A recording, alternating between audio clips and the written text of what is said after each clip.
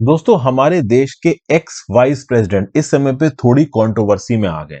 वैसे तो अभी ये वाइस प्रेसिडेंट नहीं है, पॉलिटिकली बहुत ज्यादा एक्टिव भी नहीं है, कांग्रेस के मेंबर है, लेकिन इनका नाम रिसेंटली तब आ गया उभर के जब नुसरत मिर्जा नाम का एक पाकिस्तानी जर्नलिस्ट इंटरव्यू देता है शकील चौधरी नाम के एक यूट्यूबर को पाकिस्तान में। तो शकील चौधरी अपने यूट्यूब चैनल पे एक इंटरव्यू ले रहे थे नुसरत मिर्जा से, और नुसरत मिर्जा ने उस इंटरव्यू में बोल दिया कि मैंने ओवरऑल आईएसआई के लिए इंडिया में जाके स्पाइंग की है। मैं इंडिया के मुस्लिम्स को समझता हूं। इंडिया की बहुत सारी सीक्रेट इंफॉर्मेशन मेरे पास थी जो कि मैंने आईएसआई को ट्रांसफर की। मैं इंडिया गया भी था, कांग्रेस लीडर से मिला भी था, जिसमें से एक हमीद अंसारी थे। तो हमीद अंसारी का नाम यहां पे 2 बार आ गया।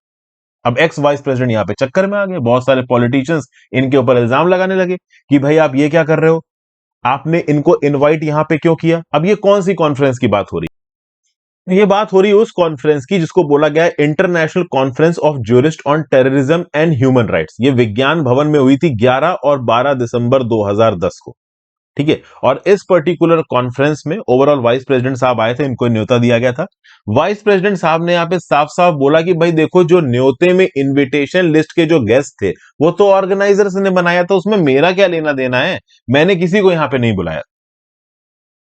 और देखिए, सुनने में थोड़ा अजीब भी लग रहा है कि देश का वाइस प्रेसिडेंट ओवरऑल स्पाइंग के लिए, ठीक है ना, जासूसी करवाने के लिए पाकिस्तानी जर्नलिस्ट को यहां पे बुलाएगा एक बड़ी कॉन्फ्रेंस में। ये तो बड़ा अजीब सा लगता है सुनने में।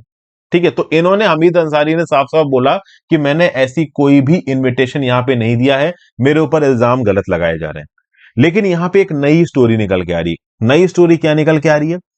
President of all India bar association doctor अदिश सी अग्रवाल, जो कि इस समय पे ऑल इंडिया बार एसोसिएशन के प्रेसिडेंट है, इन्होंने बोला कि नहीं, हामिद अंसारी का यहां पे एक रोल है। अब ये किस हिसाब से रोल बोल रहे हैं? रोल इस हिसाब से बोल रहे हैं कि रिसेंटली जब ये कंट्रोवर्सी उठी तो हामिद अंसारी जी ने नाम किसका लिया? International conference of jurist on terrorism and human rights, जो कि विज्ञान भवन में हुआ था दिसंबर 2010 में। लेकिन एक और कॉन्फ्रेंस हुई थी, वो थी इंटरनेशनल कॉन्फ्रेंस अगेंस्ट टेररिज्म। इसको ऑर्गेनाइज किया गया था जामा मस्जिद यूनाइटेड फोरम के द्वारा, ओबरॉय होटल नई दिल्ली 27 अक्टूबर 2009 को।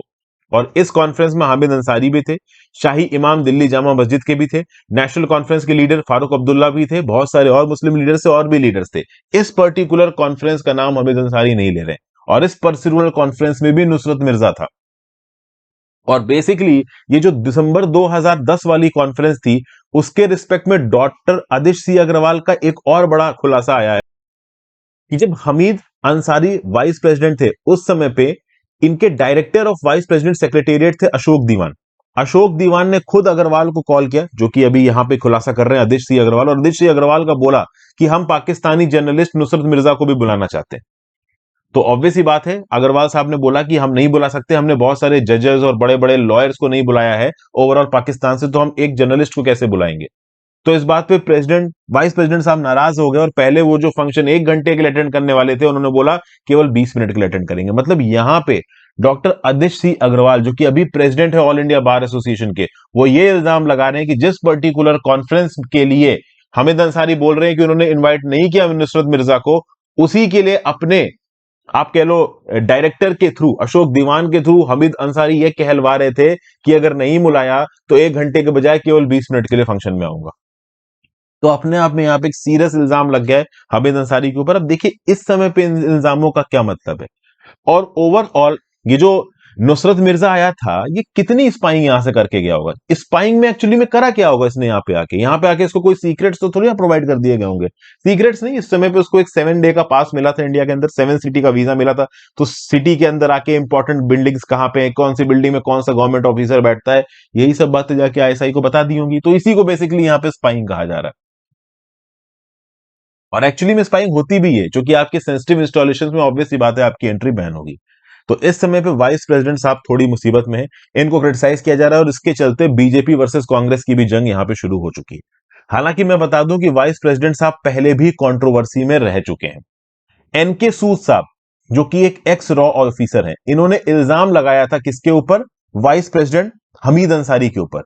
वाइस प्रेसिडेंट हमीद अंसारी एक समय पे ईरान के अंदर, तेहरान के अंदर इंडिया के एम्बेसडर थे, और वहां पे जो रॉ की टीम थी, वो रॉ की टीम हमीद अंसारी की गलती की वजह से ऑलमोस्ट एक्सपोज हो गई थी। बहुत सारे रॉ एजेंट्स की जान जा सकती थी ईरान के अंदर।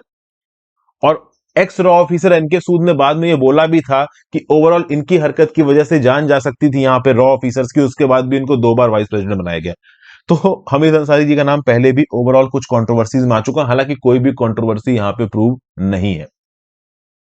ओवरऑल पाकिस्तान के अंदर एक यूट्यूबर अपनी यूट्यूब वीडियो बनाता है, उसमें एक ऐसा जर्नलिस्ट नुसरत मिर्जा, और खुद नुसरत मिर्जा को कॉन्स्पिरेसी थ्योरी बनाने वाला आदमी बोला जाता है। पाकिस्तान की जर्नलिज्म मीडिया के अंदर खुद नुसरत मिर्जा के जो क्रेडेंशियल्स है वो बहुत अच्छे नहीं माने जाते हैं, खुद उनके खिलाफ उल्टी सीधी बातें बोली जाती हैं।